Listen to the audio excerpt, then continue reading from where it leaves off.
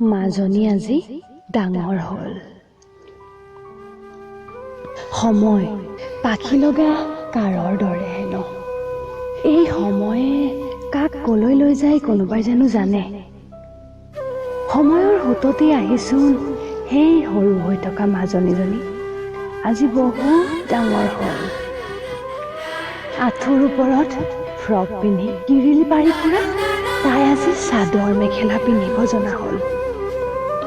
সৰুতে চিঞৰ বাখৰ হুলস্থুল কৰি ফুৰা তাই আজি নীৰৱতা নিস্তব্ধতাবোৰ ভাল পোৱা হ'ল।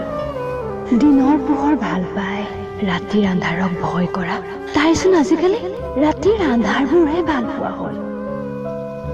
দিনৰ পোহৰবোৰলৈ ভয় কৰে তাই, কাৰণ দিনৰ পোহৰবোৰত লুকুৱাই ৰাখিব লাগে তাই নিজকে। বুকুত হিচাপবিহীন দুখৰ বোজা লৈ সকলোৰে আগত সহাৰ অভিনয় কৰিব লাগে তাই। কিন্তু ৰাতি মুক্ত বিহংগ তাই, কাৰোৰে পৰা নিজকে লুকুৱাব নালাগে। ৰাতিৰ আন্ধাৰবোৰে লুকুৱাই ৰাখে তাইক। দুচকুৱেদি অনৰ্গল বাগৰি থকা তপত অস্ত্ৰবোৰ দুভাগ ৰাতি গাৰুটোৱে মচি দিয়ে। বহুত আপোন তাইৰ সেই আপোন গাৰুটো।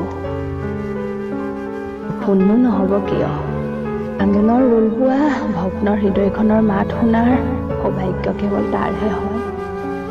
লগত মোবাইলটো আৰু হেডফোনডালটো আছে। অৰিজিত সিং নতুবা জুবিন গাৰ্গৰ ট্ৰেজেডি চংবোৰ বাজি থাকে তাইৰ দুই কাণত গোটেই নিশা।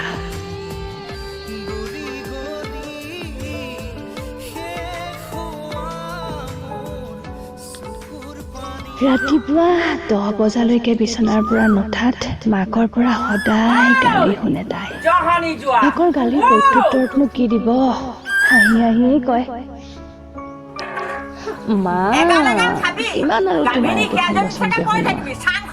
মোৰ ভৱিষ্যতে ছোৱালী হ'লেও মই শুনাব পৰাকৈ মুখস্থ হৈ গ'ল। আৰু এখন বচন গাই শিকাই দিবা আকৌ।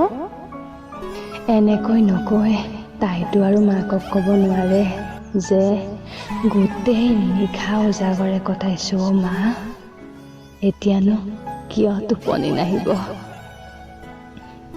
সৰুতে উজুতি খাই আঁঠুৰ ছাল ছিগিলে কান্দি ঠেৰেঙা দিয়া মাজনী আকৌ আজিকালি অপ্ৰকাশিত বেদনাৰ যন্ত্ৰণাবোৰত হৃদয়খন ভাঙি চূৰ্ণ বিচূৰ্ণ হোৱাৰ পাছতো দুখবোৰ লুকুৱাই হাঁহি থাকিব পাৰে।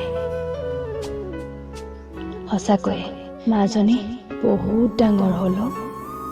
কোনোবাই যদি সোধে, ঐ খবৰ কেনে,